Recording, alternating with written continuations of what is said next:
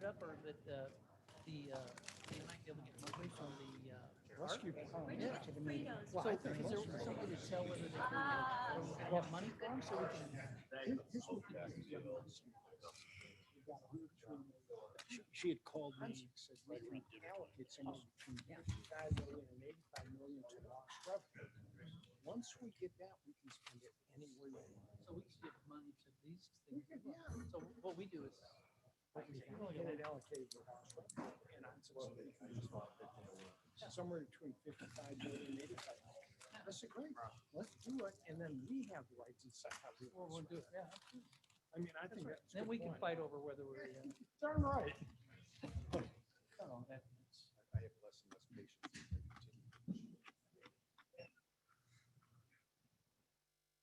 There's gonna be noisy stuff. I have to go get a treat. You want anything? Bloody Mary? You got it. I thought we were in a good place. Thanks. One is not enough. I do 10.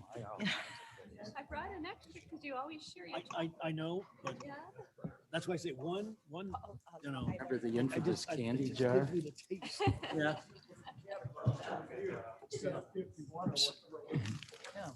So who do we have online? I like those little dot things to help. Good, you healthy figure out whether nuts you're and- spending money there or not.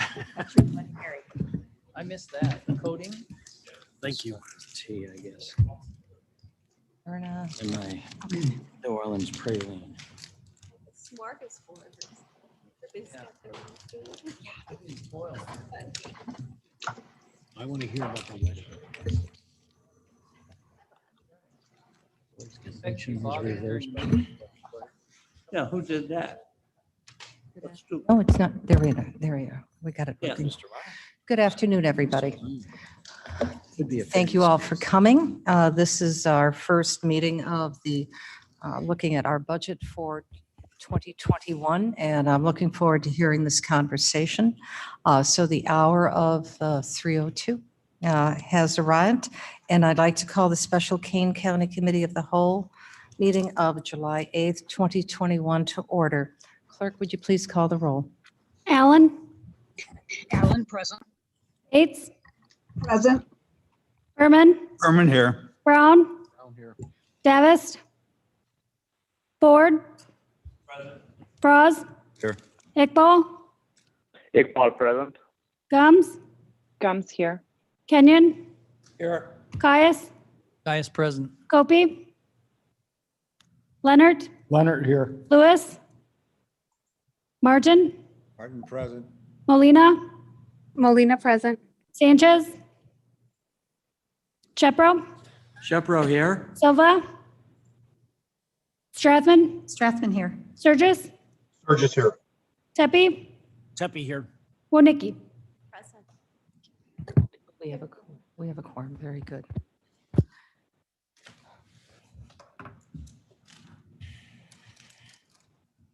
Mr. Martin, could you please lead us in the Pledge of Allegiance? I pledge allegiance to the flag of the United States of America and to the republic for which it stands, one nation under God, indivisible, with liberty and justice for all. That was good. Well done, everybody. Huh? Everybody here, it's gonna be great. Exactly. You've been practicing.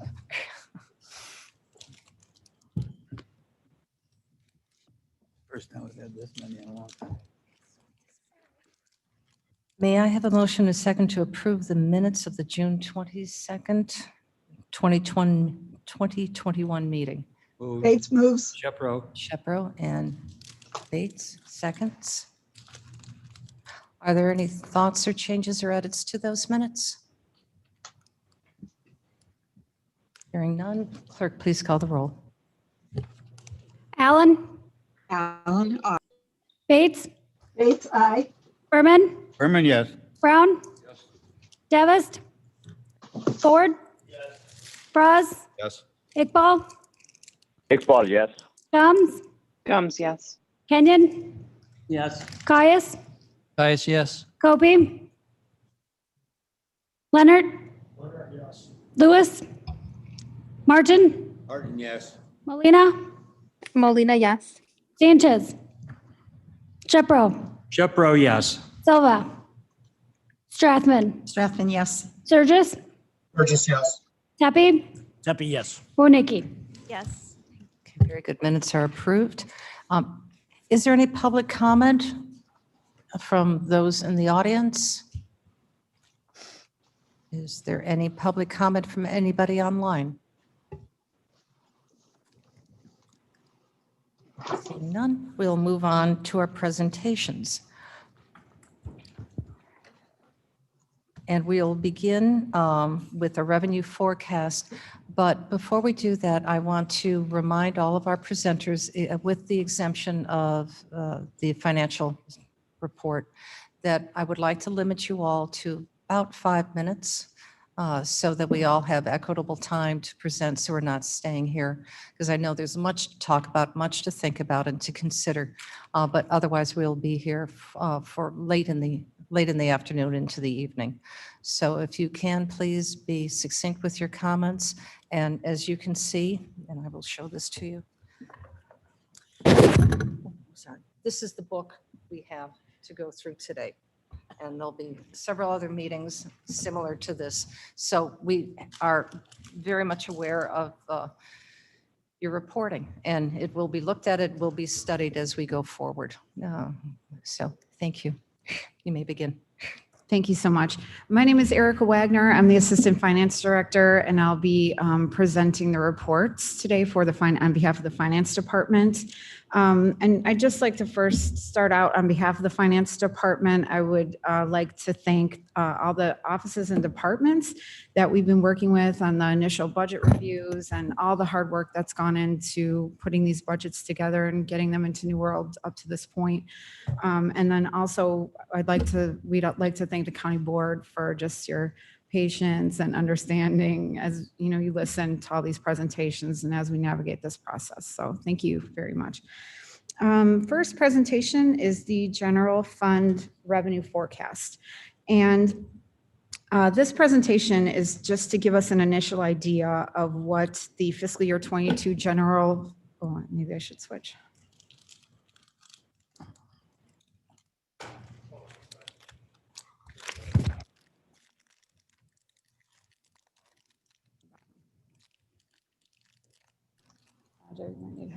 Madam Chairman, while we are doing our technical issues, may I speak? Yes, Ms. Bates, of course. Is there a way that we can get a version of the book that you just held up? Is that online?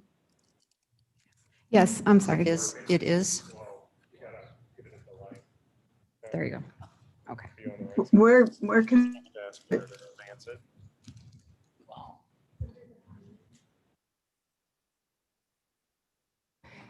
Go to the Finance Department on our website, and it's under there. Thank you. Thank you very much. I'll proceed. So this presentation is just to give us an initial idea of what the... Just 1 minute. Could you, Blair, could you possibly send that link out on the chat so that everybody can just copy it and paste it if they want to take a look at it? Well, bless your heart. Oh, and it'll be coming in just a second. Thank you, Madam Chairman. Oh, sure. Department budget reports. Okay. Okay, sorry. One more time. This presentation is to give us an initial idea of what the fiscal year 2022 general fund revenue might look like based on the updated 2021 revenue forecast that was recently provided by the offices and departments. I think we asked all the offices and departments, and I believe they came in around the end of April, to just go back and look at the fiscal year 2021 revenue and let us know if it was coming in as they had expected it to, just so we could use those figures to try to derive the 2022 forecast. What is of note on this first slide is that if you can look in the general revenue areas there, the sales tax RTA, income tax, local use tax, personal property replacement tax, Those have all, if you look at the 2021 forecasted amount and the changes from the 2021 budget to 2022 forecast amount, that those are all coming in greater than we had initially anticipated. So what that is telling us is that that it's rebounding much quicker than we had anticipated from the pandemic. So that's something to note there. These next slides are all, okay. Okay, there we go. These next slides all have all the detail of all the revenues. So if we can look through that, and I'm not going to go through that individually, but if anyone has any questions, I might be able to help. But if we keep going to where we get to this slide, where we look at the total general fund revenue there at the bottom, what we will see is the 2021 revenue forecast came in almost pretty close to what the 2021 budgeted revenue was, about 151,000 more. The 2022 revenue forecast is coming in about 5.5 million less than the 2021 revenue budget. And this indicates to us that the fiscal year 2022 budget will begin with a minimum of a $5.5 million budget gap to close, and that's not including any increases in expenditures. What is important to note with that as well is that this is a forecast. It isn't anything, it's not what the revenues are budgeted in 2022 at this time. And it does not include any use of special reserve funds or property tax freeze protection funds at this time. And we have used those in the past to balance the budget. So what this is only stripping it down to level 0 to show where we might be beginning. And be happy to answer any questions that anyone has regarding the forecast. Yes. Is there a reason for the Microphone, please. Is there a reason for, John Martin, is there a reason for the anticipated decrease? It's all detailed there on the slides. So. Well, right, but I mean, is there some across the board thing? I mean, did we get revenue via CARES Act stuff that filled some gaps? Well, mainly if you look at the transfer to other funds, just in the general fund revenue, because we didn't include any of that in there, what I just spoke about, we didn't include any of the special reserve money that we used to balance it last time. That's automatically 10 million less. So, okay. I mean, this is just, like I said, stripping this down to the lowest level to get to just where we may start at. Okay, thank you. Okay. Mr. Shepro? I think it's just maybe the same question. So the forecast of the decrease does not include the federal money that. Correct. It does not include that. Yeah. Correct. Mr. Tepe? Where did the $10 million come from? Mr. Tepe, your microphone, please. Where did the $10 million come from that showed the transfer? That was from the FY21 budget, and that was about, $10 million came from, it came from a combination of the property tax freeze protection fund, and I believe the COVID savings is where that came from. Because that would account for more than the. Correct. And we're just stripping this down to the basics, not using any of that at this time. Okay. This is just the forecast. Okay. Okay, great. Next presentation is we will move on to the general fund general revenue budget. So this is what's actually, oops.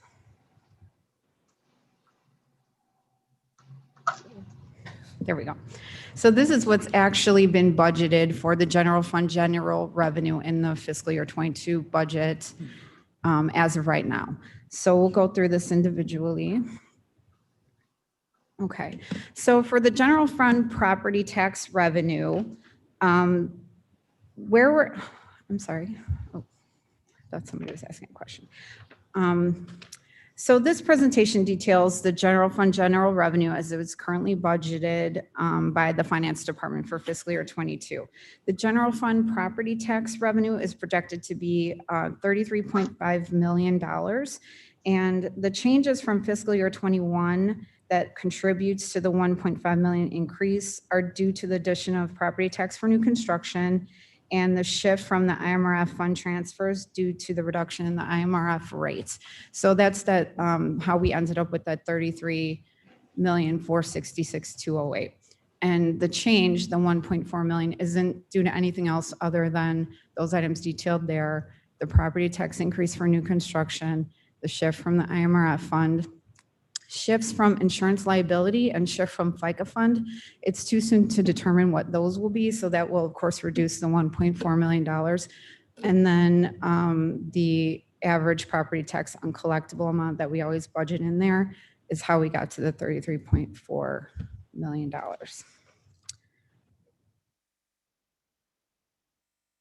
The shared state revenues based on the Illinois Municipal League and the Government Office of Management and Budgeting forecasts. Erica, I have a quick question. Sure.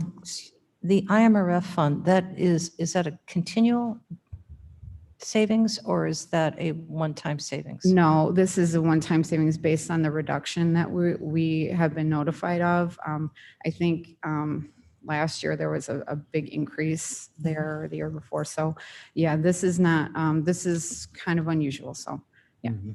Okay. Yes, Mr. Shepherd. Just to follow up to that. So the $1 million is not a fund transfer. It's a transfer of what would otherwise be levied for that fund. Right. Well, it's basically that much less that we have to use of property taxes to For fund that. the IMRF fund. Yeah. So it's like less of a transfer that we have to do. So, yep. Okay. Okay. So the shared state revenues, the sales tax is estimated at 17.8 million. The 10% total of the RTA sales tax that goes to the general fund is budgeted at 1.9 million. Income tax, 6.9 million. Local use tax, 2.7 million. And personal property replacement tax, 1.7 million. Miscellaneous general. Excuse me, Yes. can I Yes. ask a question? Is that Ms. Bates? What is that personal property replacement tax? It's a tax that's collected by the states. I could do some research Okay. and give you some more information. All right. I don't know Okay. offhand what it is. But Okay, Okay. it's income. All right. Yes. It's the good kind. Okay, thank you. Okay, the next several slides are some just miscellaneous general fund, general revenue. And I won't go through all of these because this slide coming up kind of is the summary of all of that. And oops, get to that page. And what to note here is the actual general fund general revenue budget for fiscal year 22 as of now is 65.5 million. And that is coming in at 3.7 million less than the 2021 budget. And these are just the general fund general revenue. The previous forecast and slides were based on all the general fund revenue. This is the general fund general revenue. Yep. Okay. Okay, this next slide is potential sources of additional revenue that the board should consider going into this budget process. So the first one is a property tax increase limited to CPI, to the CPI increase. And that's the consumer price index. And that amount is 1.4% as indicated by the Illinois Department of Revenue. So that is the maximum that we can increase it if that was a consideration for an additional revenue source, and that's 792,000. Another revenue is estimated user fee increases, and that would be determined by a cost of service study.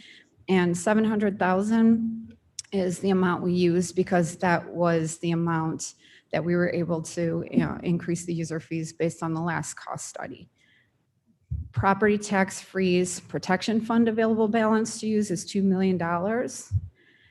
And in total, for the FY22 budget, that is about $3.5 million of potential revenue increases if all of those items were taken into effect. The next couple things on the slide are here because the finance director wanted to point them out and to get everyone to start thinking about these other options as well. The 1/4% special county retailers occupation tax for public safety, that is a revenue potential source that requires approval by referendum, but those revenues would not be available until fiscal year 2023. So it wouldn't affect us for the 2022 budget, but it's something that could have a potential of $15 million increase in revenue going forward. Also, the local motor fuel tax increase from 4 cents to 8 cents could be adopted to fund future KDOT projects and potentially $9 million for that.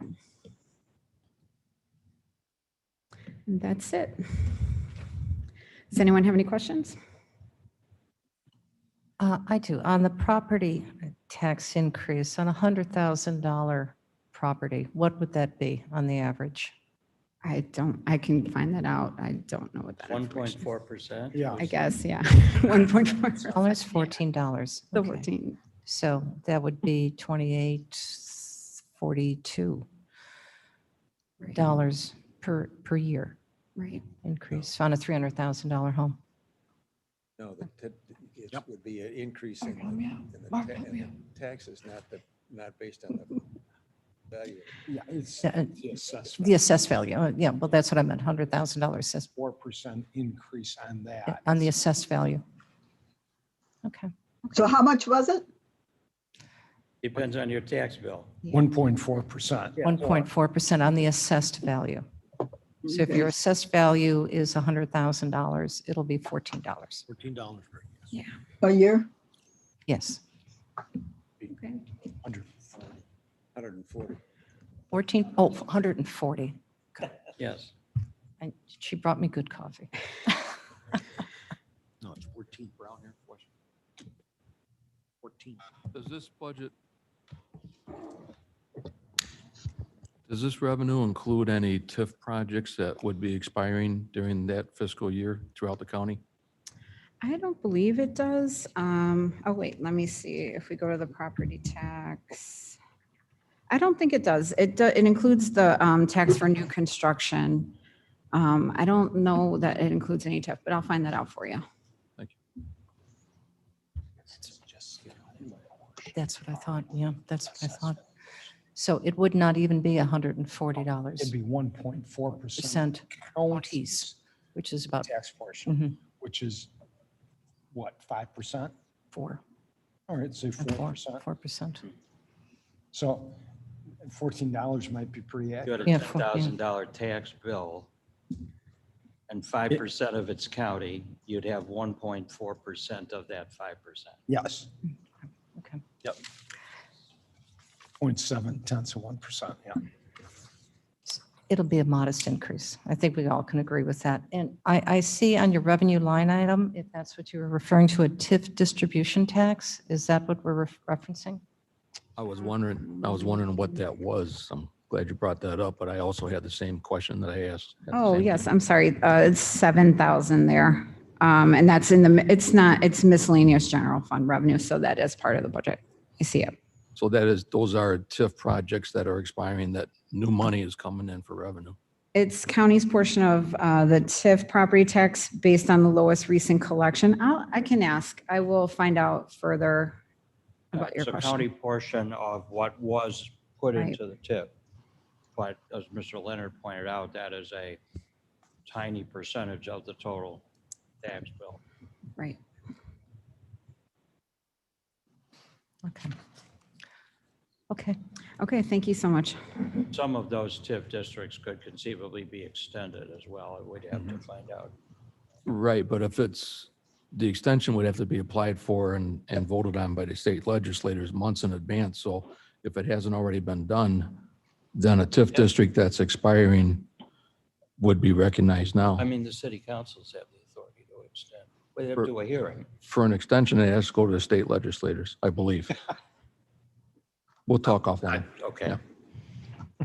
Madam Chairman, question, Ye- please. Yes, Ms. Bates. I think it has a quick answer. So the second to the, so there is a potential budget of 65 million and a half, but then there's these possible, this potential general fund additional revenues, so that $18 million could be added to the $65 million as our budget. Yes, so as of right now, the 2022 proposed budget is $65 million. And that's a deficit from the 2021 budget of 3.7 million. So that's something that theoretically we'll probably have to make up somewhere. But the potential sources of additional revenue for 2022 are only 3.5 million, because the 15.25 million is something that we wouldn't see that would come into effect until fiscal year 2023. So those top three would be the, okay, thanks a lot. Yes. That's exactly correct. All right, are there any further questions? Okay, so here we begin. Recorder's office. This is Sandy Wegman. I'm the recorder. And I trust that the template is up so that you all can see it. I'm sorry, Sandy, I didn't quite make you out. Yeah, she's saying. Okay. Oh, it's up. It's up online. Indeed, it is. Okay. Okay, great. The recorder's office is fully funded by fees, and that's what we based our revenue on. The fees that are charged to record a document. And so our projection for 2022 is $3,633,500, which is a little bit higher than what we are doing this year. That's our revenue. And of course, whatever revenue doesn't is in excess of what we request for our budget goes back into the general fund for the county to go ahead and disperse however they see fit. So we always like to keep our numbers pretty close. As far as our expenses, you can see that we have no change in the head count. Our salaries, we have a 2% increase. And benefits is actually a decrease based upon the figures that were given to us by the finance department. Let's see. So we have contractual expenses. We have actually decreased the amount on that because part of the mileage was based upon our having to travel to Springfield or to Rockford to fill the revenue meter, and we no longer use the revenue meter. We just go ahead and include the stamp within the recorder stamp. So our budget for 2022 is, if you can see it, it's about $7,000 less than what it was for 2021. And as I've indicated, any monies that are in excess of the amount that we're requesting just go back into the general fund for general distribution. That's our report. That's our budget. If anyone has any questions. Are there any questions from Ms. Wegman? Madam Chairman, this is Alan. Yes, Ms. Allen. Ms. Wegman, your head count is even lower than I expected, and you've been bringing it down through the years. Can you tell me what you started with and how you've done that? Well, when I started, we had 17. Then when we had the boom in those years, we were up to 33. And since that time, as we have slowed down, we've had people leave through attrition. We've just not replaced anyone. We've just gone ahead and added a few more documents to each of the recorders' desks.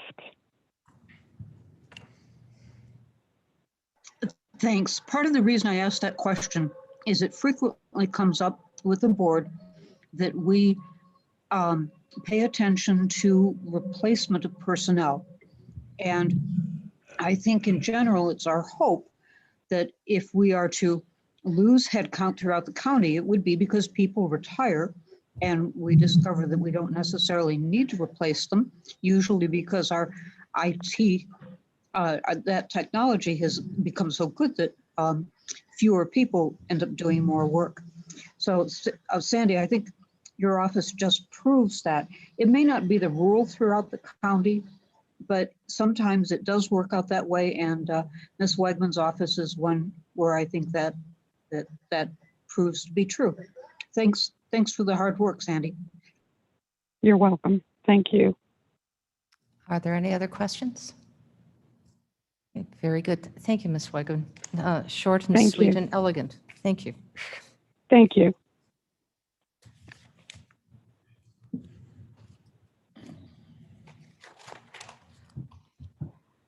Mr. Armstrong? There you are. Thank you. My information is in front of you. Just keeping it short and sweet, I just want to highlight a few things.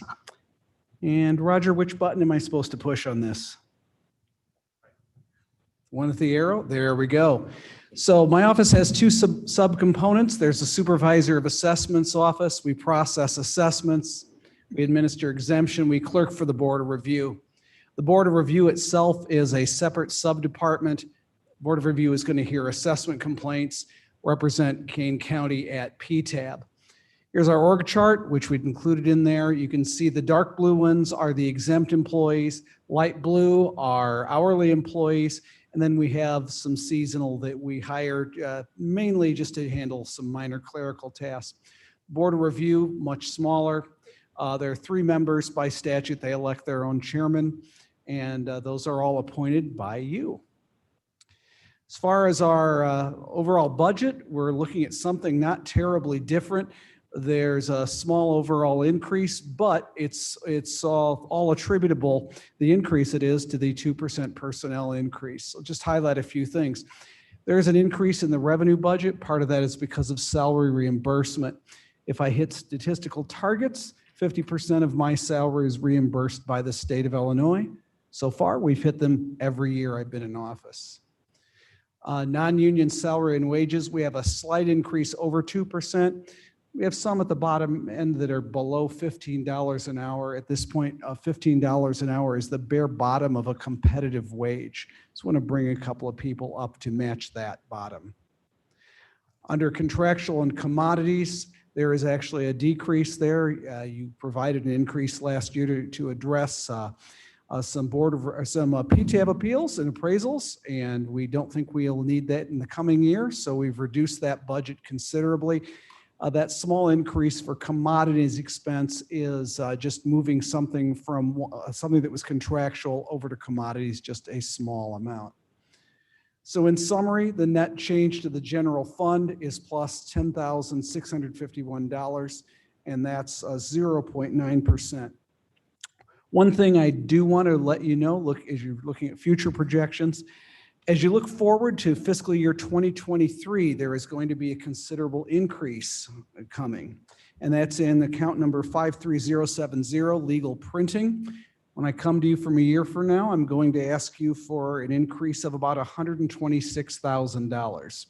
And that's because every 4 years, we need to publish every parcel in the county in the newspaper. That publication rate is set by statute at 80 cents a parcel. We cannot avoid it. We can't avoid paying for it. We can't even negotiate, and if we have 2 newspapers qualify, decide which one gives us the better deal. By statute, we have to pay that exact amount. So unless that law changes, that's what we'll be looking for next year. If you look back to 2019, we saw the big increase that year, and then it dropped off going into 2020 again. We would expect that to look the same over the next 4-year period. That I'll be happy to answer any questions anyone has. Does anybody have any questions? And How many parcels are, oh, please, go ahead. how many parcels are we talking about? We're right now at approximately 196,000 parcels. We may approach 197,000 by the fiscal year 2023 publication deadline.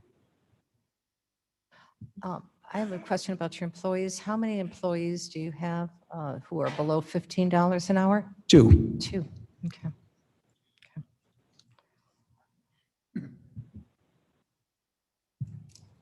Any other questions? Thank you very much. Thank you.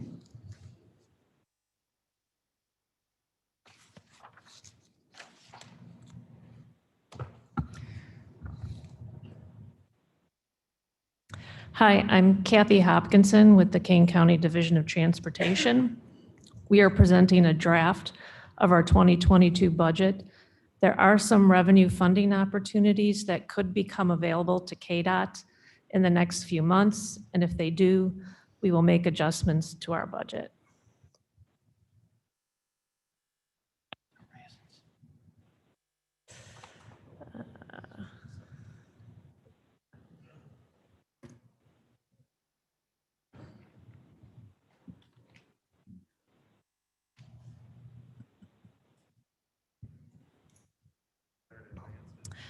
The guiding principles for our department are public safety, leveraging our local funds with federal and state funds, and supporting economic development via Kane County's road and bridge network.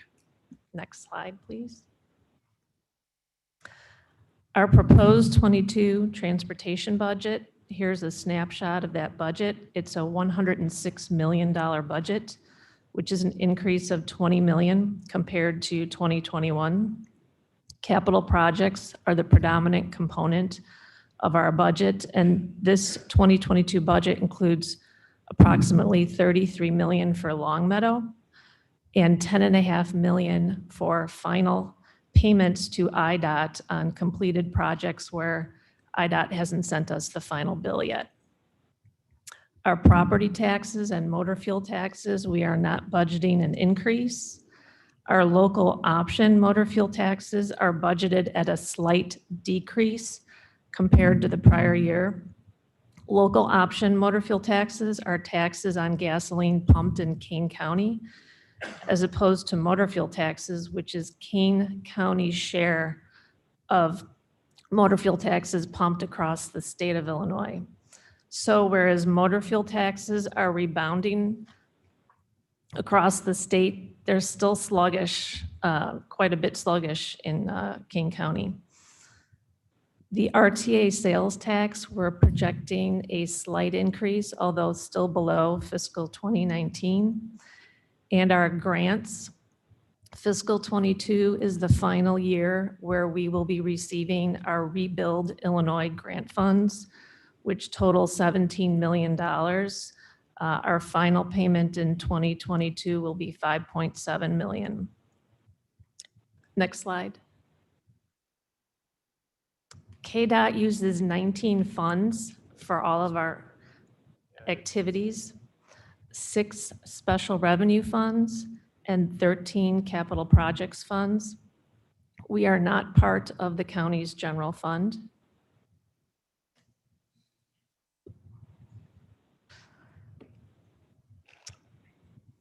This chart is a general representation of how the flow of revenue funding for KDOT's expenses broken down into our annual recurring operations and our capital projects.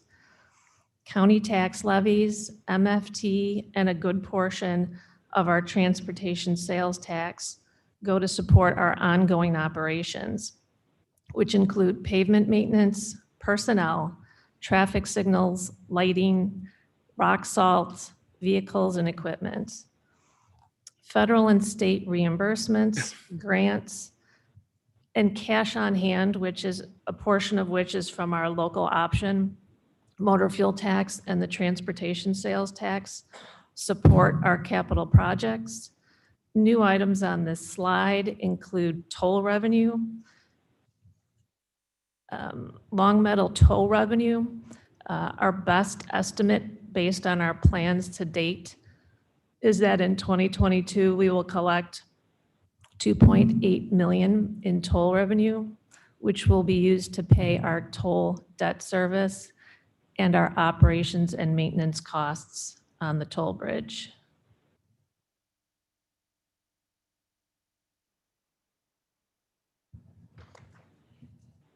Capital projects represent 75% of our budget. Capital projects include not only our road and bridge construction and our bridge maintenance, but also the debt service on our Long Meadow toll revenue bonds. Capital projects are multi-year projects that can take 5 years or longer and are broken into phases, 3 phases of engineering, right-of-way and land acquisition costs, and construction costs. So project readiness drives our budget. And if you ever look at our budget and actual, you will notice that if our project is not ready based on our best plans and estimates, we will move it forward to a future year. The budget that we put together for the county represents KDOT's share of project costs. And some of our projects, we partner with the state of Illinois. And we will pay some of the costs and the state will pay some of the costs. For engineering costs, when we partner with the state, the county hires an engineering firm and pays the costs to the engineering firm, and then we seek reimbursement from IDOT. For the construction portion of that project, the state will hire the contractor to do the construction and then submit a bill to KDOT for our share. Highlights of our, again, of our revenue. Property taxes and motor fuel, no increase proposed. Local option, 3.01% decrease due to driving changes and use of gasoline. Our transportation sales tax is a 12.56 projected increase, although still below 2019 actual. And toll revenue, and I think I covered the rest of that. On the expense side, we are budgeting a 3.1% increase over 2021.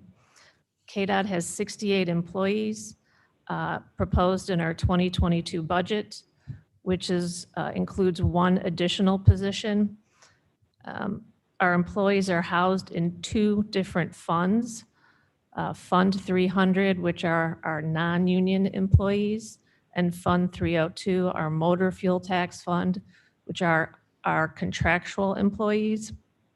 We have budgeted a brand new position in our Fund 300. It's called Ride in Kane Program Coordinator, a newer program that we're entering into for public transportation. And we're very close to securing some federal funds to operate this program. We are projecting no change in our overtime expenses compared to prior year. Our employee benefits, it's a 1.1% decrease compared to the 2021 budget, which is primarily driven by the decrease in the employer contribution for IMRF. It was over 8% last year, and it's 6.73% for 2022. Our contractual services, we have a 26% increase, primarily due to our engineering and consulting services. Commodities, we have a 4.6% increase, which is primarily driven by a slight increase in rock salt pricing for 2022. And our capital costs represent a 23.6% increase. As I mentioned a few moments ago, the county often participates with the state on projects. And while our county budget only includes the county's costs, this particular slide presents both the county's costs and the state's costs. You will notice on this slide that for 2022, KDOT is expected to receive nearly $2 million in reimbursements on our engineering expenses, and over $12 million the state would be contributing to our construction costs. It should be noted that when we capitalize our roads and bridges for the annual audited financial statements, we actually capitalize the entire cost of the new road and bridge, which includes the county's costs and the state's costs. In the next few slides, we break all of our projects into project types. These next few slides are a list of all of the projects that will have activity in 2022. These are our new roadway lane projects. There are 22 of those projects. Have intersection safety and operational improvement projects. There are 13 of those. We have 40 bridge and structural projects listed on 2 slides here. You have 1 more minute, please. And 7 traffic safety interconnect projects, 3 bicycle and pedestrian improvement projects. We also have ongoing maintenance. We are responsible for maintaining over 750 lane miles every year, which we do through resurfacing, crack sealing, pavement preservation. We also do bridge inspections every year. We're responsible for over 141 bridges. We do about 61 bridge inspections every year. And our budget rolls up into our 5-year TIP, which we present to the county board every February. And does anyone have any questions? Are there any questions for this robust budget? None? Very good. Thank you so much. Thanks. Great detail. Did you see discussion questions with the old truck on this? Delightful. Okay. Hello, I'm Jamie Labrillo. I'm the Interim Executive Director of Human Resource Management. Human Resources staff primarily covers 2 large buckets of work. I'm proposing a slight reorganization of existing staff to streamline, and in the process, I'm cutting headcount by 1/2. We had a part-time file person that it was an open position, so no one's losing a job, but we are not going to rehire that part-time position to assist with filing. I believe our streamlining of these positions will allow that to happen with no loss of function for the Human Resources Department. 2 primary buckets include benefits administration. So we manage the benefits for over 1,300 employees, but we also manage benefits for retirees, COBRA participants, and family members. We actually manage the benefits for actually over 2,300 individuals. We provide all of the reconciliation for those benefit charges. In addition to that, we have additional benefits like deferred compensation, employee assistance plan, and open enrollment, the biometric screening and wellness programs, and ensure compliance with a lot of regulations associated with the benefits plans, including COBRA, HIPAA regulations. We also conduct IMRF benefit management services, tuition reimbursement, and track employee training. The second bucket would be workforce management. That would include workers' compensation, OSHA reporting, coverage, insurance certificate coverages for the liability insurance, as well as all personnel management issues such as disciplinary procedures, applications of policy, and making sure that all human resources policies are updated and compliant with ever-changing laws around human resources. Our budget's pretty straightforward. It lies primarily in salary and wages. The adjustments I've made to salary and wages do leave essentially a flat, it's a 0.56% change, so flat salary from year to year. There was a decrease in the benefits. We do split those over insurance, liability, and human resources, so maintaining that proper split resulted in a decrease in the benefits expenses. The contractual expenses is reduced because we had some temporary help budgeted in a previous year that I've reduced as I don't believe we'll need it in next year at the same level. The commodities expense that you see is an increase. That's primarily for compliance posters that are posted at every site. and in every county office where we have employees working. Those are required by law. They're labor posters, and they include required information for employees. Those need to be updated annually, and as the county grows and we have additional sites, we do need to order more posters to make sure that we are maintaining compliance with our employee notifications. Overall, the budget actually shows an $8,000 decrease over 2021. Did anyone have any questions? Are there any questions? None? Thank you very much.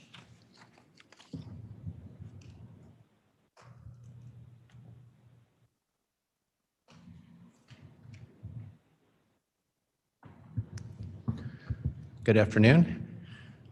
I'm Mark Van Kerkhoff, Director of Development and Community Services. I'm happy to present to you our 2022 budget for our department. Just to give you a quick overview of what our team does, we do building and zoning, code enforcement, administrative adjudication for the unincorporated area. And then countywide, we work on countywide planning, economic development, our new KEEP program, farmland preservation, growing for Kane, and local food businesses. We provide support and work through a variety of county board committees, county development, agriculture, jobs, and also contribute to the work of the energy and environmental committees. This is our org chart. We have a very seasoned and experienced, good team across the board. Everyone is full-time salaried. We have 3 part-time that are hourly on our team. I will note, and you might hear from other departments as well, especially for newer board members, this is pretty typical structure for municipal and county development departments with building, zoning, and planning functions. But overall, our compensation level is not competitive with similarly sized counties in the region or municipalities. And other departments may point that out in their presentations as well, because it does create challenges with both retention and with replacing positions as people retire, especially those that are key for some of our functions.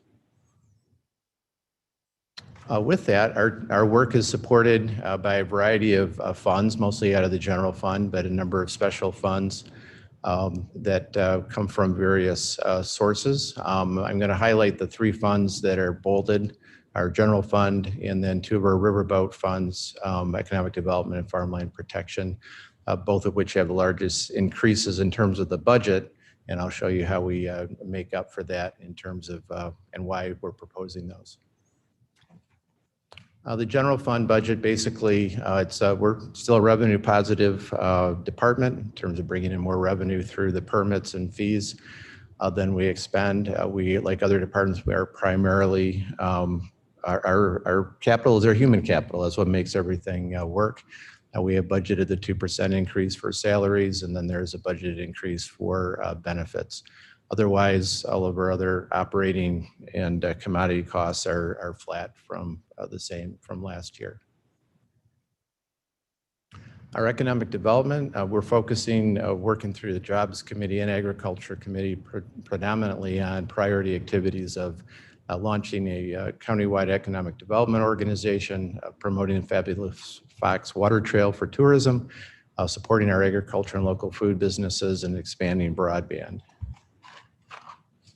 The funding sources for those priorities come out of Fund 400, which is funded from the Riverboat Fund. Our internal request for this year is the same as it was last year. Going through the process of the increase in the budget, we're proposing to use more fund balance that we have, and that shows up in the cash on hand. But we're also really aggressively going after other potential funding. Our own American Rescue Plan funds could be used for some of these activities. We're also looking into every possible grant that's coming out of the federal programs, and have worked with Madam Chairman and with our congressional offices to submit for opportunities for their earmarks. So here's how that shakes out in terms of budget-wise. I won't park on that.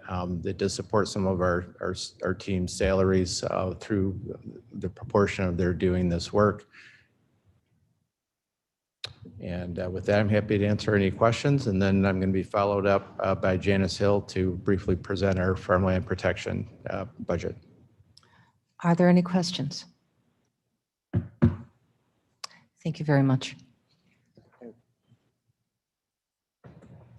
Okay, I'll move on to. Yes, hold on a second, Mr. Martin, yes. I have a question directed toward the Riverboat Committee.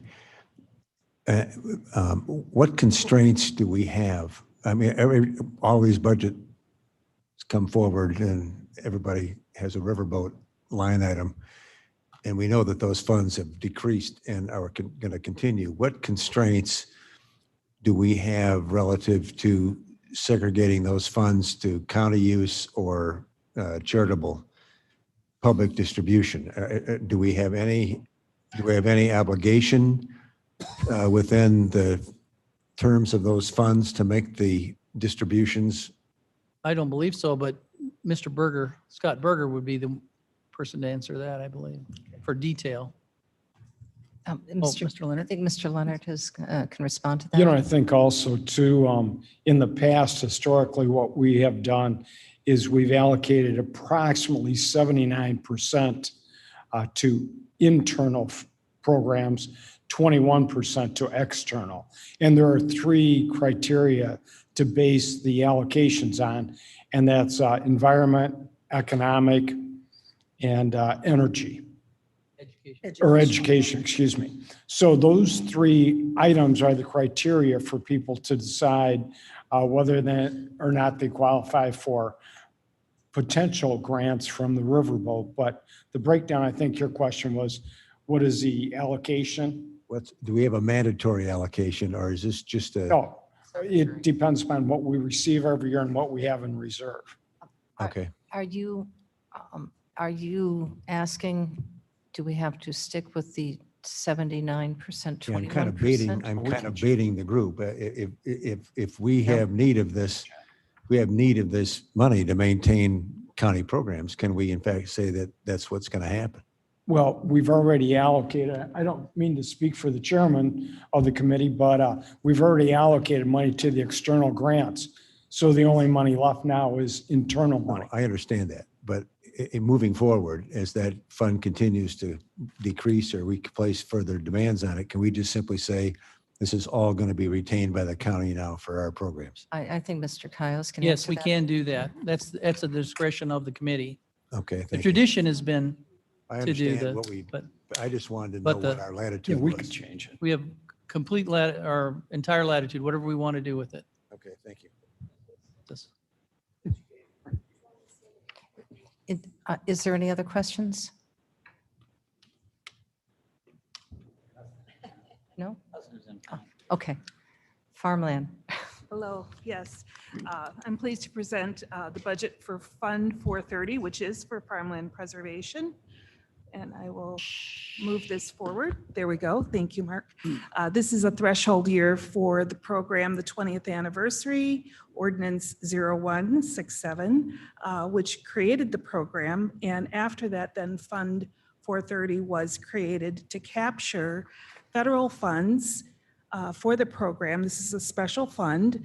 We do receive federal farmland protection funds to fund the voluntary easements that we fund for the program, and we match those with riverboat funds to be able to, for those families that do want to protect their farm, purchase development rights and place a permanent easement on the land. And so we have, since the start of the program, always had a waiting list of farms that are interested, families that are interested in protecting their farm. And we've had, as the slide shows, over 19 million in riverboat funds and a federal match of 12 million. Now that's not a complete one-to-one because we do have expenses, program expenses. And at the beginning, our easements were a little bit more expensive than one-to-one, but it's been highly successful and the program is moving forward. At the beginning, we had 5 million that was invested in the program and lots and lots of interest in the program continued on to accelerated quickly to have 25 farms enrolled in the program. At the recession, we kind of dropped down in our riverboat funding, but we were able to pivot with our Growing for Kane program, which is a very successful local foods program that we were able to bring in a complementary program for our smaller farms. We've used, again, grant funds only for that, bringing in $500,000 of grant funding for that. Today, we have a new program with a new revenue source that is also federal funding, and we were able to participate in that statewide program.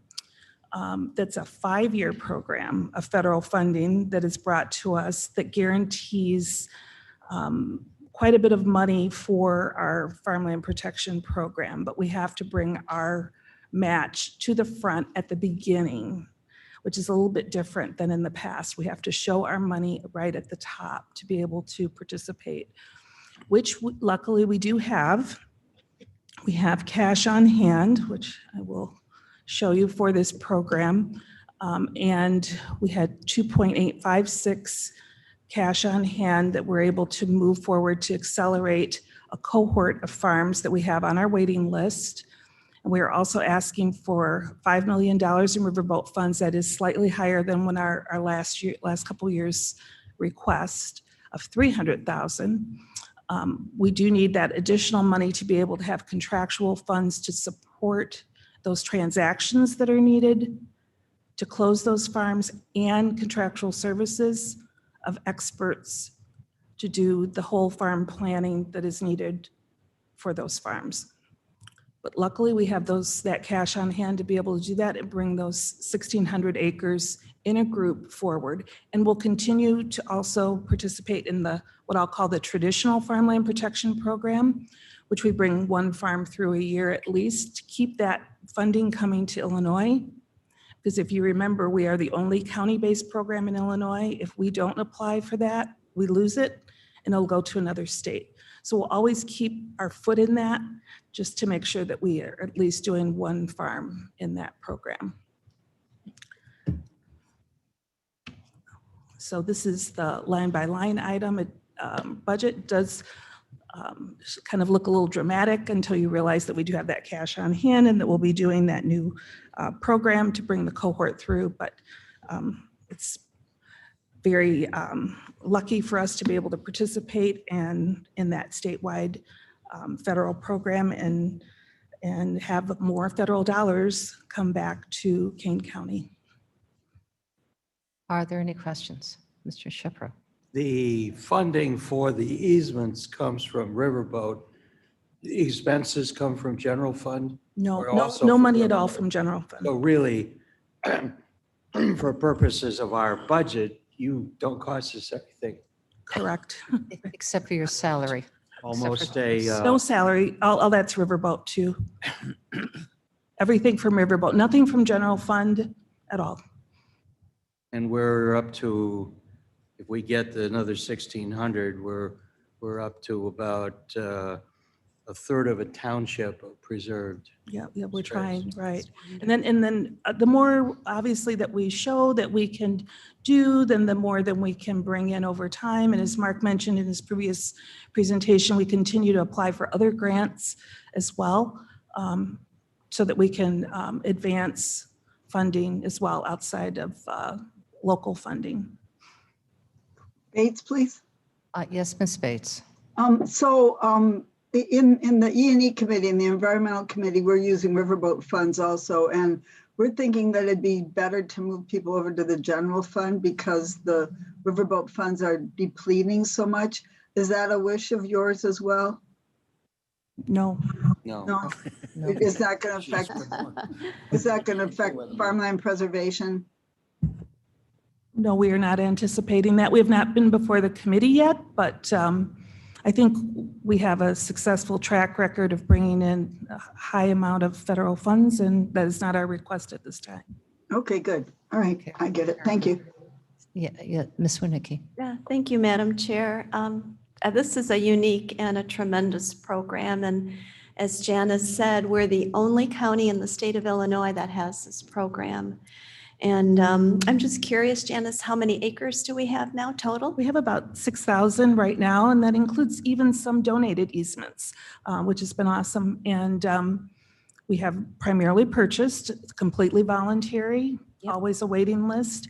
And I will say too that I have to say that with the credit of this board, the Agriculture Committee, we have been able to leverage, it's not only the finance and the commitment of the financial commitment, it's the policies, and to be able to bring in that other funding, like for Growing for Kane and the other funding that we're going for. It's that reputation that we have and the partnerships that we have with Farm Bureau and the other agencies. That's how we are able to bring in money. Is the waiting list very long right now? Yeah, we do. And I have to say too that if you remember the Compure funding that we received from Compure Financial, and we were able to survey our Growing for Cane farms, our smaller food farms, and that land can be very much at risk. We heard from those farms, we have over 4,000 acres of farms that represent in that area of food farms that are interested in easements, be they term easements or permanent. So we need to explore that as well and how we might move forward with that over time. Yeah, thank you so much, Janice. You've been so dedicated and perfect Thank for the you. program. Yeah. Madam Chairman. Yes, Mr. Just- Caius. Chris Caius, yeah, just, we don't, and to that point, the type of agriculture that's being, or the use of the land, we don't dictate once it's been preserved, exactly the use for that, whether it's organic or anything like that, just as long as it's preserved as a farmstead. That's correct. But I will say that with the new statewide RCP program, the requirements for more conservation work on farm is what's going to be required. So that means the outcomes that are being expected by the federal government are better soil management and better water management on farm, which is what our goal is anyway. And we'll be achieving the Illinois nutrient loss reduction goals that we have established. So that's a win-win. But the reason that you'll see more funds in contractual is we need to bring in more resources to our farmers, because in this area, we just don't have the people that are needed, especially the federal staff that's needed to support our farmers to do that. They want to do that, they need to do that, but they need assistance. So we'll be recruiting people to do that. But in terms of the crops that they grow, that's not what we're interested in. If they want to do conversion, we'll have the experts to do that. If they want to do expanded vegetable production, we'll have the experts to help them do that. That's a separate program from the preservation. It'll be built in so that if they want to, correct. So if they want to do that, and we, in the survey, we did find out that many are interested in that, which is good, but they need the support. Thank you. Any other questions? Madam Chairman, I have one. Alan? Yes, Ms. Allen. Janice, do you happen to know how much we have put in of our money and how much the feds have put in of their money? In other words, what has been our leverage? Right. I believe that the total as of, it was 2020, 19 million from the county overall in Riverboat. And then 12 roughly from the feds. But I will say that does not include Growing for Kane, and that's not updated to 2021 federal commitments. Okay, thanks. Keep in mind that our budgets don't align. So I could go back and work on that a little bit and refine it for you for the next ag committee.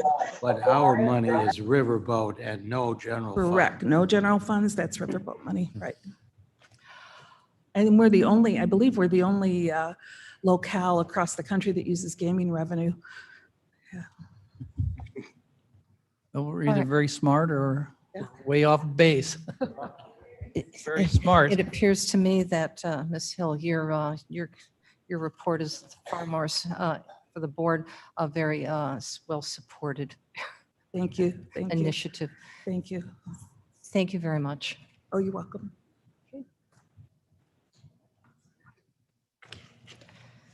Health Department is next. Well, good afternoon. Does anybody need to get up and stretch? That advice from the health department? No, I was just, I know when sometimes you sit for a while and then you stand up, it makes you feel good. So, so I'm Kathy Foster. I'm the interim executive director for the health department. And forward, you said, Roger, right? Exercise equipment. Oh, I might have advanced it too much. Human resources, or do we skip them? Did I sleep through human resources, or do we skip them? Oh, you slept through it. No. Yes, you did. Real short.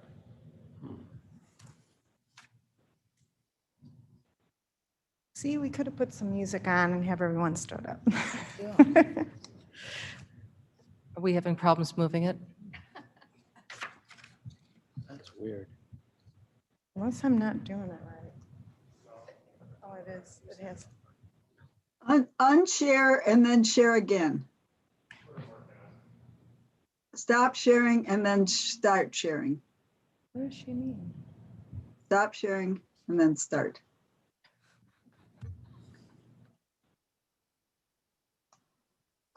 Yeah. I just saw it there.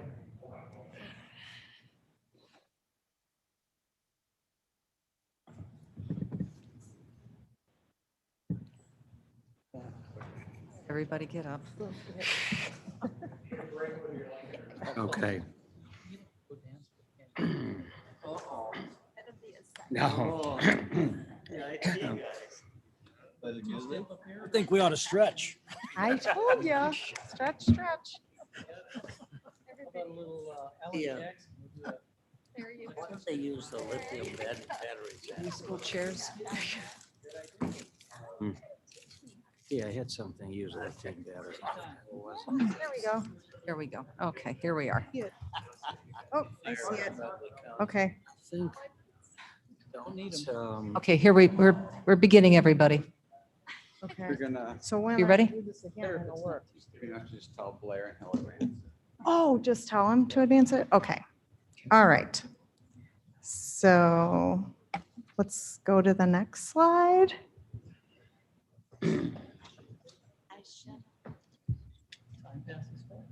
Okay. So this is an overview of the budget revenue sources from 2017 through 2022. You will see with the health department, we've been fairly consistent level over the years with the exception of course, the pandemic. So that's where you see 2020 moving right up there and 2021 slightly, but then in 2022, we're starting to go back down. Next slide, please. And then here we have the budget revenue summary with from 2021 and 2022 with the changes. And of course, the biggest change you'll see is because of the COVID-19 grants are significantly decreased. You'll see the 3.3 million there that is decreased. And then there's also a difference down when you look in transfers in. That's also because of COVID. That's why you see such a significant decrease there in revenue. Next slide, please. And then here we have expenditures where COVID-19, of course, impacted all three areas of personnel, contractual, and commodities, which is like an example is mitigation supplies. Next slide, please. And this is the busy one, sorry. The next one coming up. Okay, so there's a lot here. So bottom line, what to see here is you'll see that total revenues and expenditures are reduced by 4.6 million. So basically, if we don't get grants or we don't have grants, we don't spend the grants. So we have in our head count a reduction from 76 to 71, and that's because of some reduction in funding. let's see, and we do have in the COVID-related expenses, we do have the 81,788. Wait, I might be reading that wrong. Yes, 81,788. So that's what we were able to allocate. We will be looking to see if we need to, in the future, we might have to request more, maybe through ARP, or we will look through more grant opportunities, but we will definitely be keeping our eye on this one. And let's see, next slide. And here is our required presentation of our organization chart. We basically have 4 divisions. There's 71 positions. And so it's 67 regular and 4 seasonal positions. And next slide, please. So the recap is the health department has a proposed budget that is balanced. And with this will support all our post-pandemic environmental challenges that we're going to have. We anticipate mental health will be one of our biggest, so we will be looking at grants to pursue for this for sure. And then also we will be relying on our strong community partnerships to help share in the cost of public health programs. So we will continue to foster those relationships. The budget will support our infectious disease control efforts, environmental health services, public health nursing, emergency response, and community health programming. This will support the 10 essential public health services, as well as our Illinois public health mandates. And our resource allocation management is vital, of course, in funding these key programs. We continue to research again for grants and appreciate that we get opportunities from all of you to point us in some good directions too. And we still plan on making continuous improvements. So is there any questions? Yes, Mr. Shepro. When you reported the grant money, did that include the CARES Act grant money or just other grants? That is definitely COVID monies, I believe, because I do not believe we've had any other reductions in grants. And I believe Canal is on, if that is not correct. Canal, are you online? Yes, I am. Can you respond to that, please? Yes, the majority of that, the 3 million is a reduction in contact tracing grant from the state of Illinois, which is still federal money, as well as mass vaccination grant that is going away as well. So those were not money that came out of our CARES Act funding? No, those were reflected from 19 to 20, at least 20 to 21. I have a question, if I may, about compensation. When you have figured out this budget, are you including the new director as well as your salary? And I noticed that there's 4 vacant positions. Have all of those salaries been included in this budget? Yes, that's correct, right, Canal? That is correct. Yes, Mr. Tepe. What you're saying, Canal, is that pronouncing your name correctly? Okay. What you're saying is that there are 4 vacant positions that are included in the organization chart? Yes. Yes. Okay. And how many positions, are there any other unfunded position? Are there any other positions that have been funded through the personnel costs that you're estimating? I'm sorry, I don't think I understand the question.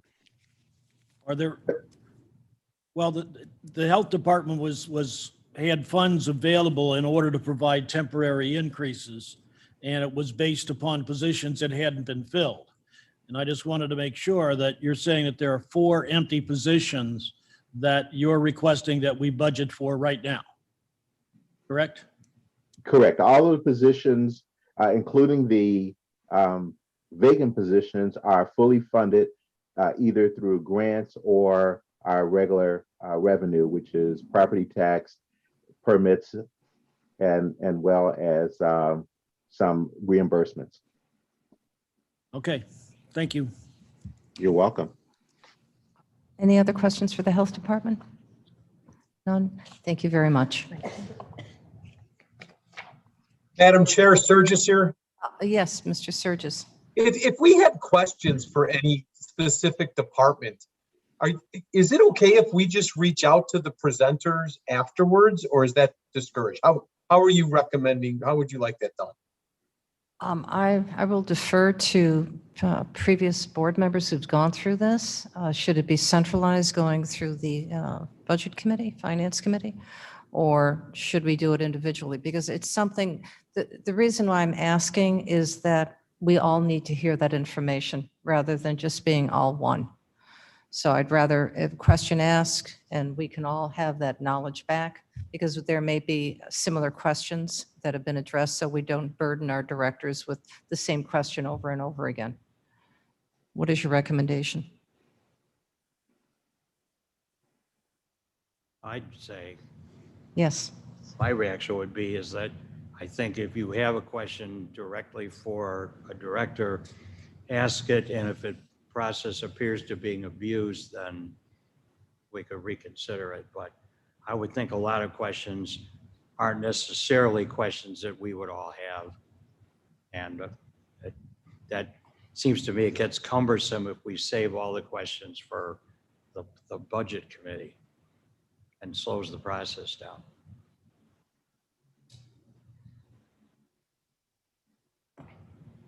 Yes. Yeah, my goal is just not to upset anybody. If I ask somebody directly. Oh, no offense. It's just the process. Yeah, I agree with Ken. If we have questions, we reach out to the presenters or somebody in their department. Because virtually that's what we're doing today, is we're sitting here listening and Correct. asking any questions we may have. But we all get a chance to hear the response. Yeah. I mean, that's the only difference, is that we're all clear on what that, because it may be a matter that we go, oh, okay, we all have further understanding of that issue. Mm-hmm. So perhaps what we can do is if I can defer that, and Mr. Surges, and let me think about that for just a few seconds and kind of poll some of our directors, and we can just get back to you with what would be a best practice, because some of us are new to this process with the budgeting, and I want to make sure that we all gain the same knowledge that you have had from more experienced members who've gone through it. Thanks so much. Appreciate it. Oh, thank you for the question. Madam Chairman? Yes. Caius, I have a question for Director Foster. When we're looking at the org chart, you said there's 4 positions that are vacant that are included in the budget, but I'm looking at the positions in the org chart here. If I'm looking at the right thing, I see 1, 2, 3, 4, 5, 6, 7. 6, 7, okay. That are listed, at least 7 that are listed as vacant. Yes. So. Are they, I'm just trying to understand that if the org chart is, or how that corresponds to what you're saying. Yeah, so we have 2 public health nurses. We have the MRC coordinator, workforce development specialist, the deputy executive director. Down to. I'm not counting, but I'm just. It's more than 4. The names. So, Oh, and we have environmental health practitioners right, there's, that are open. Actually, now we have 3 because we just had one that resigned, so. I'm counting, yeah, of all those. I wasn't reading them off, but yeah. Coordinator, vacant. I guess some of them are seasonal, but. Yeah, I did not count seasonal. And you said the Yeah. environmental health practitioner, you Yeah, recently we- hired somebody, or did they resign? We just had someone resign, so now we have 3. So that's 3. So we'll be going to public health committee. They're to- all in the budget, the ones 6. that are vacant here. Yes. Yeah, so they're going to be added as time allows and availability of employers or employees. Yes. And hopefully we'll be able to hire them because we'll see. Okay. Thank you. Thanks. So there seem to be six vacancies that I can see here, besides the one that is facilities assistant, which is seasonal. All right, animal control. Good morning, everyone. How is everyone today? While we run through this real quick, just to remind everybody, animal control is a special revenue, independent from the health department. So we are not part of the health department's budget. Beautiful. If you're bored, you can read through some of these slides. I won't waste your time. Expenses and revenues are up this coming year. This gets a little tedious. I find it's a little easier to read like this. The major change in charge for services, part of this is decrease in fees, services, expenses first, of course. We have one of our contractual employees just became part-time deputy administrator. Reason for this was actually due to the DEA requirements of the way we position count and what we have on hand for our controlled substances. So that position was actually moved over into the expenses and into the revenue. So we'll see that here in a second in expenses size. And then the charge for services an increase due to the tag fees that are coming out for the 1 and 3 year resolution that is coming through the board this month. Expenditures. There we see our personnel has gone up slightly, and bringing that deputy administrator position in for our veterinarian is where that comes through. Contractual services still slightly up, and then our transfer to other funds is our other big jump for the year. We do not have any capital expense this year, which is fantastic. Our position count remains the same. 4 of these positions are part-time. The deputy administrator is part-time, and 2 of our kennel positions are part-time. That's our weekend staff. Other than that, animal control continues to collect our fees in a timely fashion, which is so important. Those tag fees are about 98% of our revenue every single year. Due to increased fees and continued dedication to our community to offer the best services possible, raising of these tag fees is so important. And it was $2 on the neutered less than 1 year, $5 on the non-neutered, and that's also going to encourage people to neuter their pets, which is huge. We continue to remain one of the lowest counties. We have not raised our tag fees in 10 years. Before that, it was 3. So we went 10 years without raising our tag fees. We have the lowest tag fees of all the collar counties. Even with this raise, we will continue to have some of the lowest tag fees. One of the things our county has that no one else has is that's a free tax for those seniors. That accounts for about a $70,000 plus loss per year, but that is a service we are going to fight to continue to keep here in Kane County because we find it so important. Part of the reason we run those low-cost vaccine clinics every single year, those 6 clinics, is for that senior group. And our numbers of seniors coming to that clinic every single year is growing. This year alone, we've already passed our senior numbers from last year, and we're only halfway through our clinics. So we will continue to support the senior community and their pets in this community, and that's why it's so important we do what we do. Does anybody have any questions for me? I think Kane County is incredibly generous, both in the property tax as well as the tag fees to our seniors, and that is to be commended. And it is a growing population and one that is on a fixed budget line for many, many of our seniors. So thank you for that. But I do have one question. Of course. The services that are provided by our by the animal control, are they comparable to other similar agencies within other counties? Yes. Taking away Cook County out of it, yes, we provide the same services.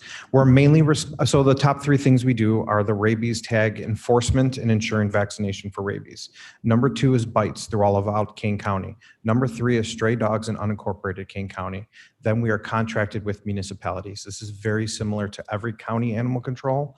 They operate the same way. Actually, there are a lot of counties that do not have any of those contracts we actually carry.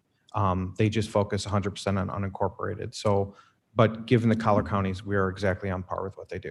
Very good. And you also take a look at farm animals, is that correct as well, to make sure that they're healthy and well? There is a complaint, we will go out and do a well-being check, yes. Okay. Are there any questions? No, thank you. Thank you. And I will be coming to visit you soon.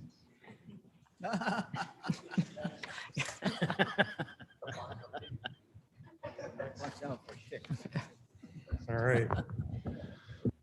Ready? Good afternoon. My name is Roger Fonstock, and I'm the Chief Information Officer for the Kane County IT Department. Just wanted to begin by thanking Charles Lasky, who's our Deputy Officer. He supports us in administration and running the department day to day. He and Brooke Hampel did a lot of work trying to help us get an understanding of our budget and putting this together. So Charles is back here. I just wanted to thank him. But, IT and the things that we've been going through in the past year, I think have really been a dynamic change and challenge. We've experienced a lot of growth in different areas that we didn't anticipate, and we stretched and bend and hopefully didn't break too many things. But that's kind of where we're at right now. So you're going to see some things in this budget proposal that involve new employees and some places where we feel we are sorely understaffed. We face some of the same challenges that other offices face with turnover and salary compensation challenges, but we also have areas that are growing rapidly and have demands for technology. The least of, I guess some of the areas like the courts and judiciary that we provide support to, public safety, the health department this past year, we could only hope that things can slow down and get a normal pace, but it's moving fast. So these are some things that we're projecting that are based on what we see as far as the growth. So the first slide that we have is kind of our structure and organization. And you'll see the different services at the bottom. Those are probably more important. We provide network and telecom to the entire county. There's about 2,000 fixed lines in the buildings across about 30 buildings, 28 buildings. We also provide cellular services to all the people that are mobile and in the field. We have computer services for desktops and laptops, probably another 2,000 devices throughout all those buildings and locations. Not to mention 7 or 8 cities at any different time. We support all the applications and databases for most of the offices and departments, whatever is required or necessary of that. I believe right now in terms of the servers and databases, we're hovering around 700 servers, and I'm not sure exactly the count of databases, but it's a lot of information that's managed for offices and departments. And then we have our administration group, which helps us with purchasing, procurement, and project management and oversight of the different things that we're trying to implement for offices and departments. The bottom 2 categories are GIS, which is mapping. They handle the mapping and splits and parcels and getting all of that information in for the tax administration and some of the decision-making processes and development, permitting, those types of things. We'll go over GIS budget separately because that's a special revenue budget.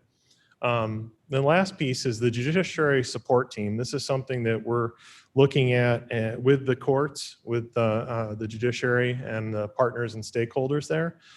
This last year, we've been trying to build on the foundations that were put in place when we bought the court case management system.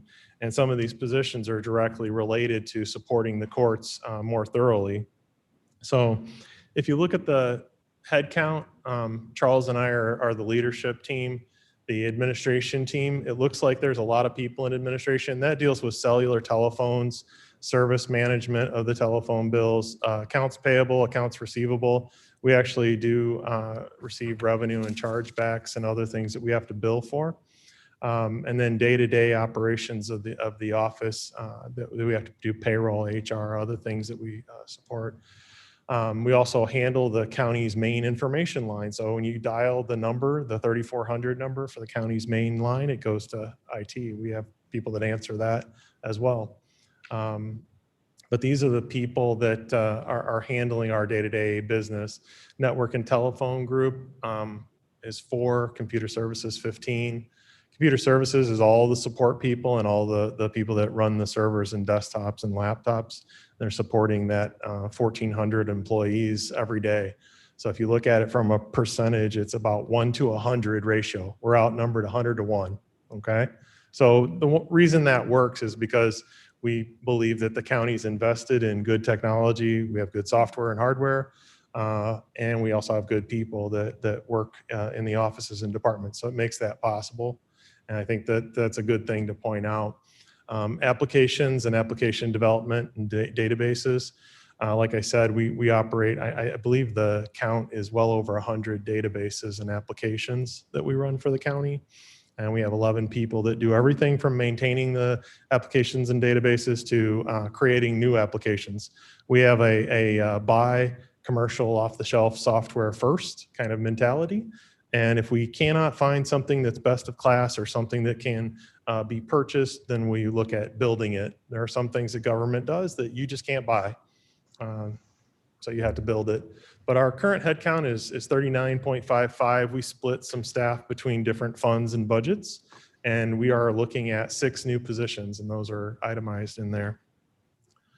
So if you look at the dollar figures, these are the differences between 2021 and 2022. The net increase is $662,000 on a $3.5 million budget. So I think that's around 9%. You know, a good portion of that is health and dental as opposed to just the salaries themselves. But the net increase is $662,000. So what are we looking at and why are we concerned with the 6 staff members that we're proposing? Desktop support, content on the web and putting more content out there for offices and departments, dealing with the day-to-day network administration to handle all the requests, remote work, wireless requests. What we find is that we are working a lot more hours into the evening and on weekends, trying to accommodate things that are needed.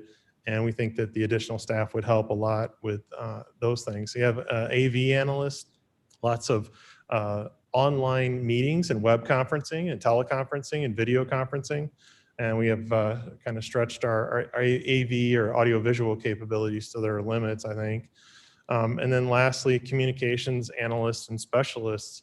A lot of the outreach that has been done in the past has been organized under different funds, whether it's under the riverboat or it's in a different office or places. We're seeing a need to produce more communication material, whether it's assisting a department or assisting an office or creating content for the county board. So those are the types of positions. I would tell you that as kind of the rubber band stretches, we're trying to look at what other offices and departments are doing so that we can meet their needs and help them. Very few of the things that we do in IT are for the IT department. It's supporting other offices, supporting other departments. If those departments grow, it impacts us. So we have to have more people to support the growth that they have. And that's just the nature of what we do. So a lot of times we hear about the growth or the emergency or the crisis or the pandemic, and we haven't had time to be elastic and expand to it. We just have to meet the needs with the people that we have. If this is ongoing and continuing, that's the type of staffing that we think would be adequate. So contractual services, these are things that we use for software, hardware, maintenance, and contracts. We're seeing a slight increase in that of $65,000 over last year. And if you look at it, these are the types of things that we buy with that money. And we're seeing everything we send out for pricing and bids affected by inflation, increased costs, increased labor costs. So those numbers reflect about a 10% increase over last year. I would tell you that many of those things we negotiate and work with finance and purchasing, try to get the best bids, the best prices we can. And sometimes we're successful at even getting lower rates. So a lot of that's preliminary until we get the bids, but we're anticipating 10% difference. So areas of concern, obviously, every year our maintenance costs for software and services is going up 3 to 5%. We monitor everything as close as we can. We try to get the competitive pricing and bids. We're trying to hold the line and see where we can, leverage our relationships and the things that we do to see if we can get better pricing. The last section of our budget really for this meeting is commodities. We're a net increase of $500, which I think is nominal. We have done a lot of work in our print shop and getting materials out, whether it's the printing supplies or office supplies, things that we need to use in the office, but printing is a lot of what we do. We operate the print shop and we print everything from stuff for health department to the different elected offices and departments. I know during the pandemic and COVID, we printed a lot of stuff for the health department that went to the COVID expenses and CARES Act expenses. So our actual spend over that was probably closer to another 50% over that based on just CARES Act printing, which was paid for out of a separate fund. But that's another area that we're watching is how does that evolve next year. We also buy some computer parts that are non-capital, just small parts. So Blair, I don't know if I'm getting a slide. Did I get it? There we go. Okay. So these are the areas of concern again. 2 minutes. Okay.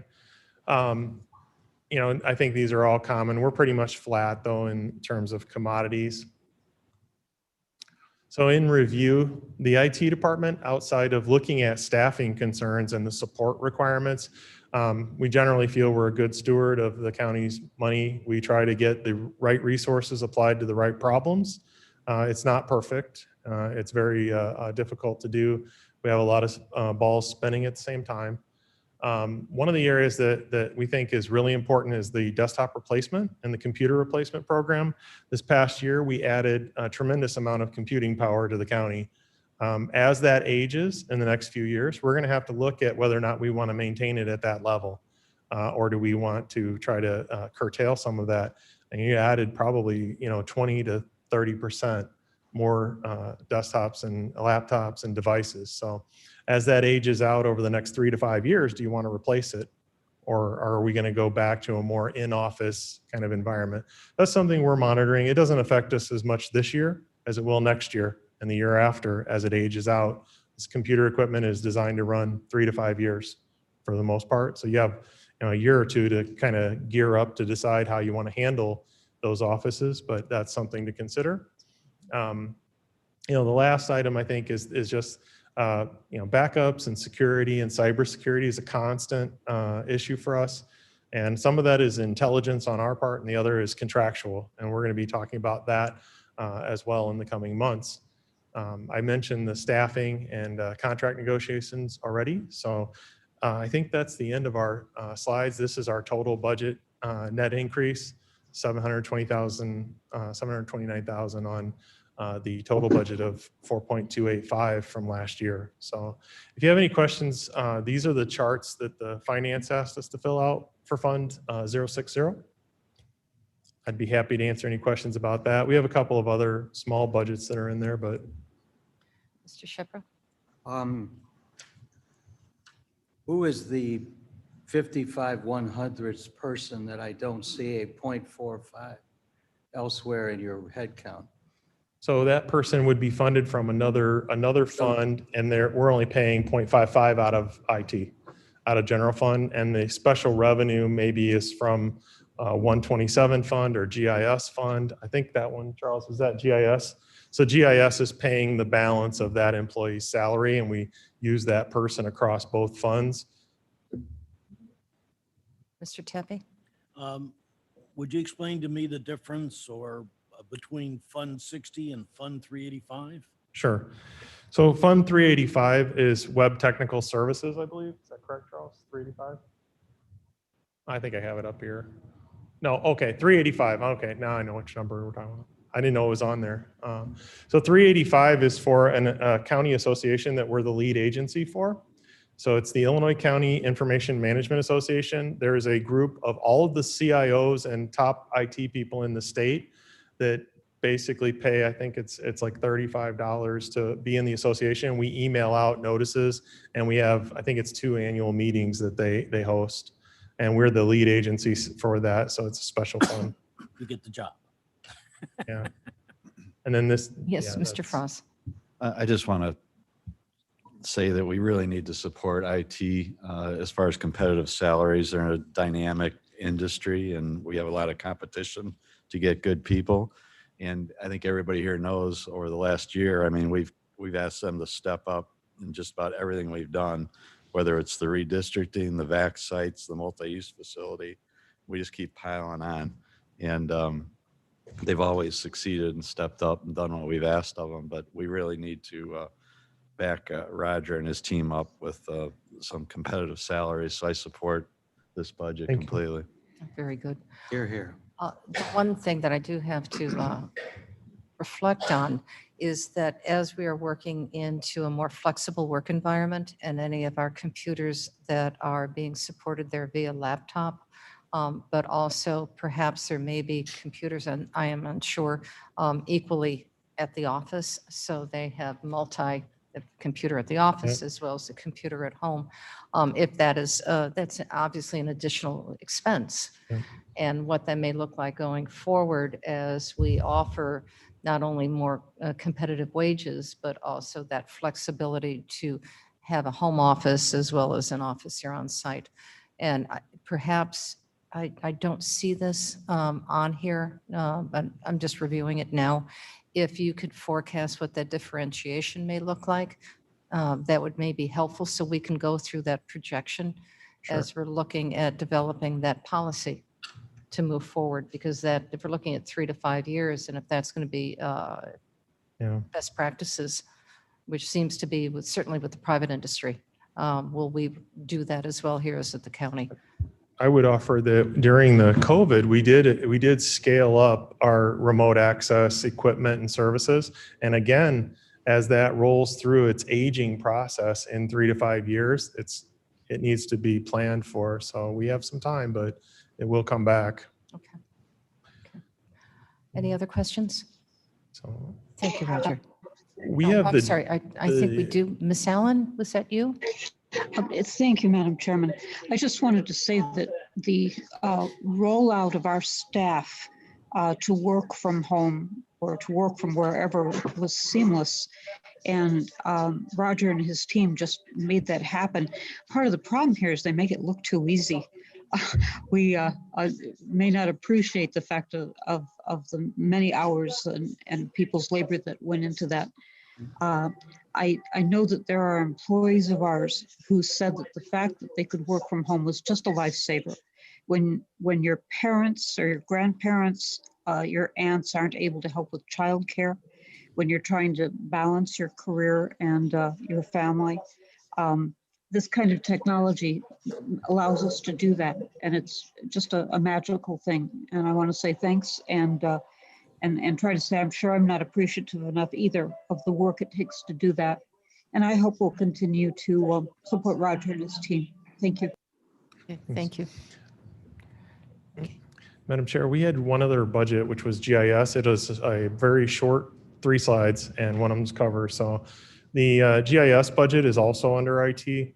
And we have Tom Nikoski who helped prepare this with his staff back here. But I will cover it real quickly because it's special revenue. It is not general fund. So this department is supported from the fees from the recorder's office. So it's independently funded outside of the general fund.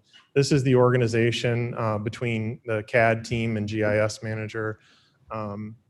Those staff positions are unchanged. We're still at 11.05 and 1 for the part-time.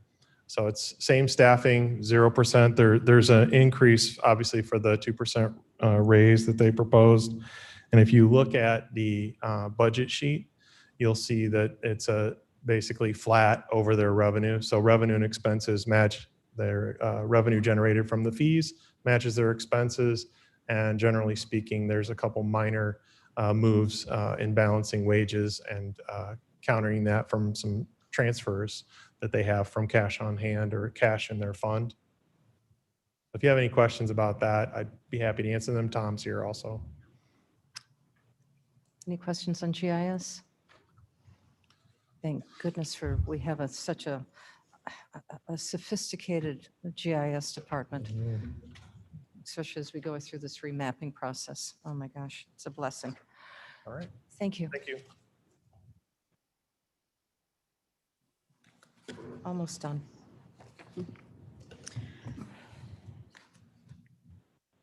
Ready.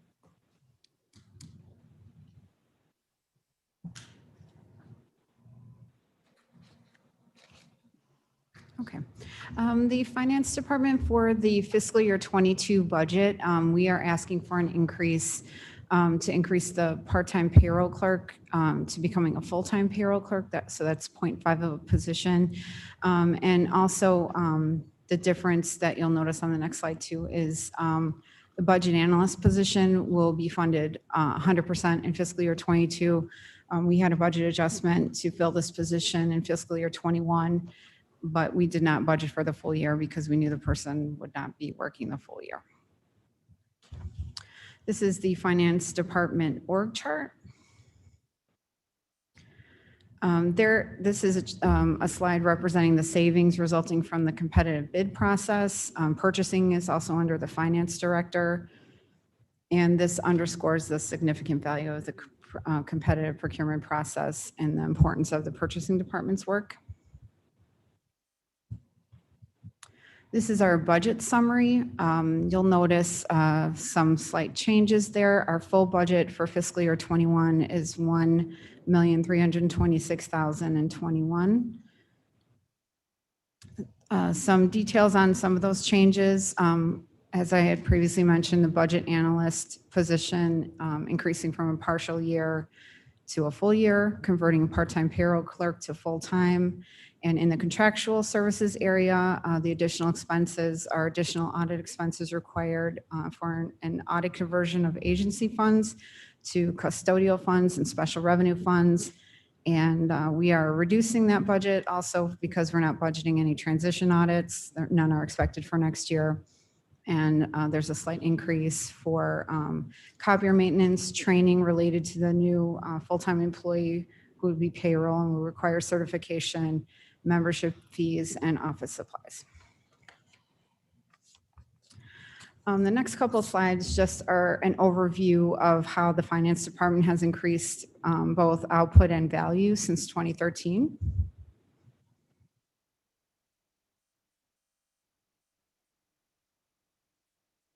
This slide talks about how the Finance Department has played a key role in balancing the budget. And the thing to note here is the average net growth of 2.7% on that chart, the growth in our net position. And basically what that highlights is the difference between assets and liabilities. So assets being capital and infrastructure and liabilities being debt. And as a result, and that's directly correlated to the results of a structurally balanced budget and is also a good indicator of the county's strong financial position. And the Finance Department has been absorbing our ever-increasing workload the only way that we can, and that's just by working unpaid overtime to improve the quality of service, strengthen internal controls, reduce costs, and of course, to work within our budget constraints. Some new projects that we're working on in 2021 and beyond will be anticipating, as we have with the CARES Act fund that's still funding that's still continuing. We're anticipating assisting at some level the county board in administrating the American Rescue Plan funding, working with the outside auditors for GASB 84 pronouncement, which is basically changing, it's a rule by the Government Accounting Standards Board, basically changing how we have to account and report for agency funds. Those are changing. We'll be working with our outside auditors on GASB 87, and that's to change how lease expenditures and revenues are accounted for and reported.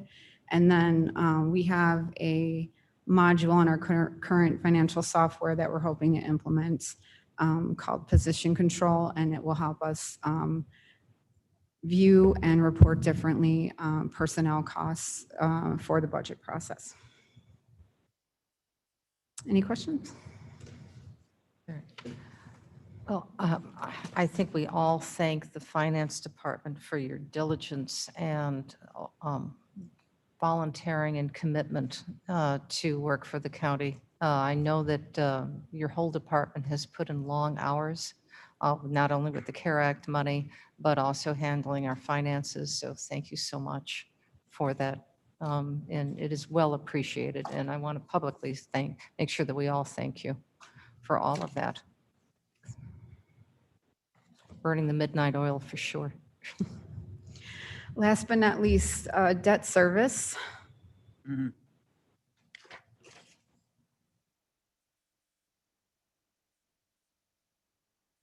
Okay, so this is just a couple slides to detail how we have budgeted the debt service for fiscal year 2022.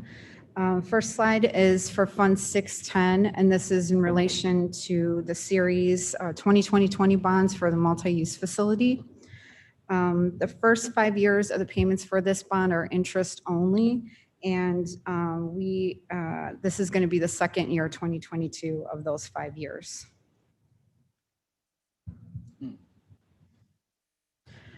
Next is Fund 622, the Recovery Zone Bond Debt Service, and this is for our Series 2010 bonds, the Recovery Zone bonds. These bonds are actually continuing into 2030, I believe. The majority of them ended this year. We have 3 municipalities left that are still paying for their portion of the bonds and the debt service. And in 2030 that will end. So it's significantly decreased. We still have a few that are will be continuing on.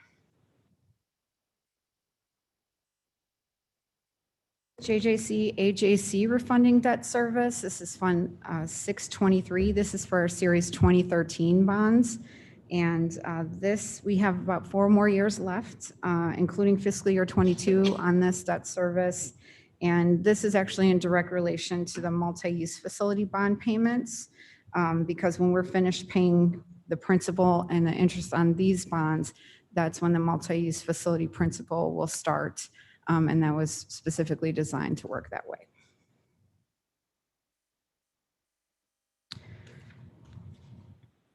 And then last, we have the Long Meadow Capitalized Interest Debt Service Fund bonds, Fund 625. These are Series 2018 bonds, and these are also interest-only payments until 2023. And that is when we're anticipating the toll bond revenue is going to start being received to start paying the principal for that. Any questions? Any questions on this? Thank you. Thank you. Very good. Very nice. All right, the presentation has been completed. Let me turn my notebook back. Yes. I'd like to make a comment. We just look at these departments, they're exceptionally well run. We are so lucky in Kane County. This didn't happen yesterday. They've been building themselves. People before us allowed them to build their talents. You just don't find this everywhere. They're well run and they get along with each other. Just pat yourselves on the back. Be lucky you're living in Kane County. It may be expensive, but it's worth it. We have great people here. And they, every department head that I've had the opportunity to work with has been outstanding. And staff as well, my staff has been absolutely extraordinary. And I agree with you 100% that we are very, very fortunate to have such great staff. And their dedication to Kane County is evident in the fineness of all of their work. So we are going to have to take care of our people so we don't be the training ground for everybody else. That's one thing we have to remember. We have to compensate them in money and time off and things like that. Let's hear the rest of the report. And we've got two more presentations to go through. And then we can sit back and play with some numbers. 2, 3 more? Definitely 2, 3. So we're done. 2 more. Not today. No. Okay. So we got done in 2 hours, not bad. Yes. Since Mr. Kenyon made the speech, I will make the motion to adjourn. Thank you very much. Do I have a second? Guys. Mr. Caius. We are adjourned. Clerk, please call the roll. Oh. All in You don't have favor? to. We don't have to. Aye. Ayes, ayes. Aye. Okay. That's the call. Thank you.